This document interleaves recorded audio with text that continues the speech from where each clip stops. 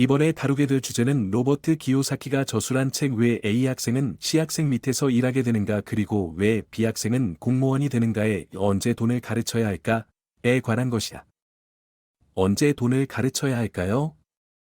바로 아이가 1,000원 지폐와 5,000원 지폐를 구분하게 되었을 때입니다.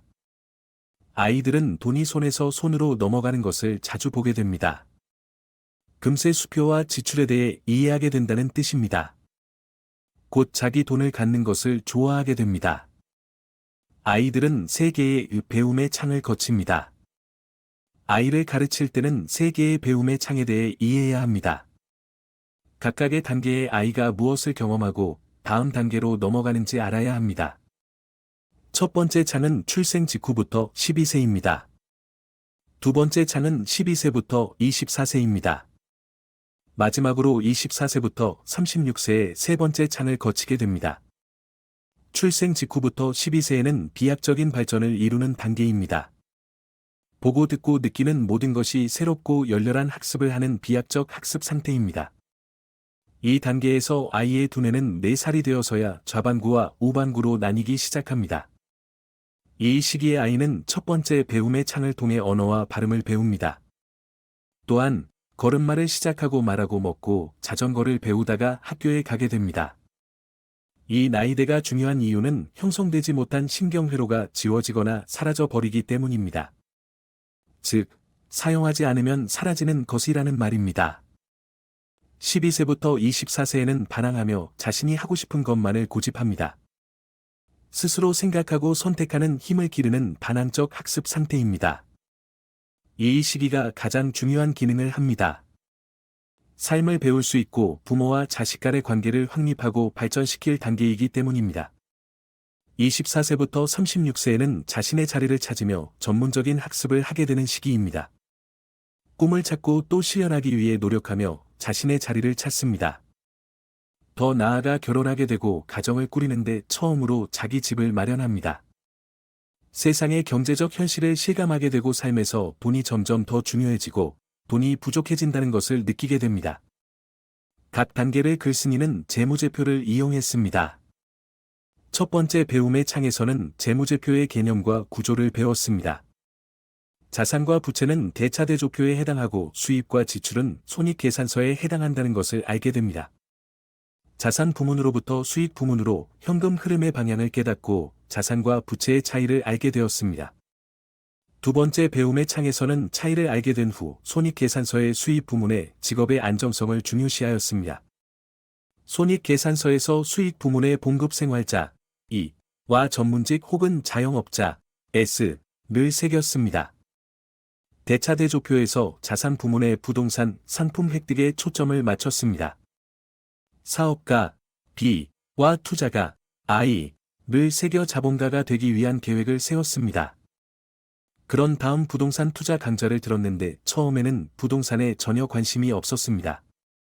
하지만 강좌에서 그래서 더더욱 부동산 투자에 관해 배워야 한다는 깨달음을 주셨습니다. 세 번째 배움의 창에서 현금 흐름 4분면을 만들었습니다. 각 부문에서 자신이 더 필요한 능력을 위해 노력했습니다. 자기가 속해야 할 4분면을 택해야 할 때를 깨닫고 경험을 기반으로 고민했습니다. 결국 사업가, 와 투자가, 분야를 선택해야겠다고 마음을 먹었습니다. 부동산 투자 강좌를 듣고 자본가는 빚을 이용해 부자가 되는 법을 안다는 배움을 깨달았습니다. OPM, 즉 다른 사람의 돈을 이용하는 것입니다. 실제로 1971년 닉슨 대통령이 근본이자를 포기하자 미국 달러는 빚이 되었습니다. 이때 빚을 이용해 자산을 획득하는 사람들이 부채를 획득하는 사람들에 비해 이점을 누렸습니다.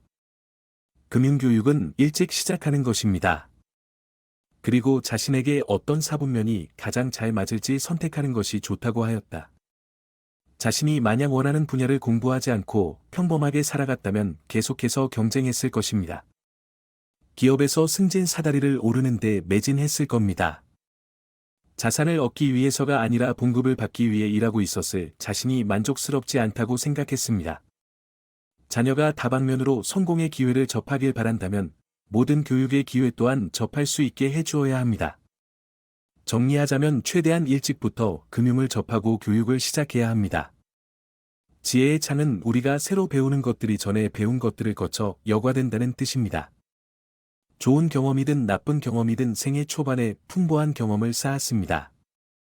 거기에서 많은 것을 배웠다면 그런 경험과 새로운 지식이 결합하여 대단히 강력해질 수 있습니다. 배움의 창은 열렸다 닫혔다 하고 나이가 들면 어느 정도 지혜가 쌓이기 마련입니다. 부모의 행동 단계도 영향을 주는데 부모는 항상 새로운 것을 배웁니다.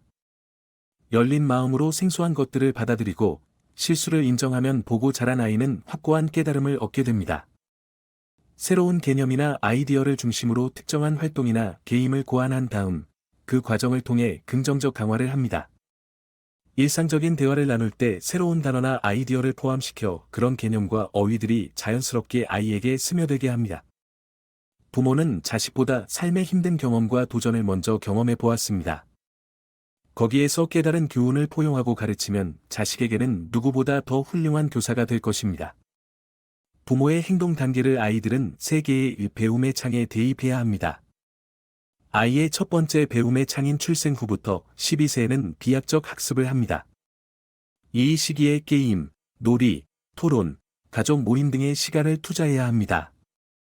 왜냐하면 신경회로가 발생하고 뇌의 분화가 아직 끝나지 않은 시기이기 때문입니다.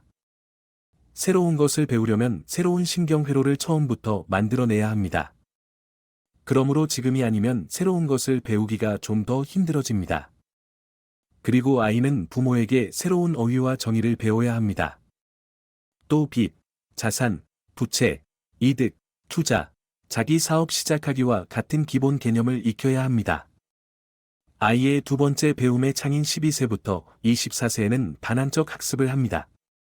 이때 부모는 아이가 의문점에 대해 스스로 답을 찾게 해야 합니다. 이를 토대로 행동 결과를 분석할 도구를 제공해야 합니다. 그 과정에 대해 아이들과 함께 자유롭게 토론합니다. 결과의 개념을 가르치기에 최적의 시기입니다.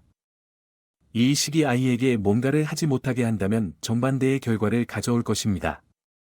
그러므로 하지 마라고 말하는 대신에 만약에 내가 그렇게 하면 어떻게 될 것 같니? 라고 물어봅니다. 아이가 직접 결정하게 하고 그 결정이 가져오는 현실과 결과를 경험해야 합니다. 결과가 좋지 않아도 극복하면서 배우게 됩니다. 매일 같이 결과라는 단어를 사용해 익숙하게 만들어 아이에게 스며들게 합니다. 학습의 가치를 가르쳐 함께 배우고 성장하는 것이 가장 좋은 방법입니다. 아이의 세 번째 배움의 창인 24세부터 36세에는 전문적 학습을 합니다. 자녀가 인생의 길을 찾으면 부모로서 역할 및 자녀와의 관계는 변화하게 됩니다.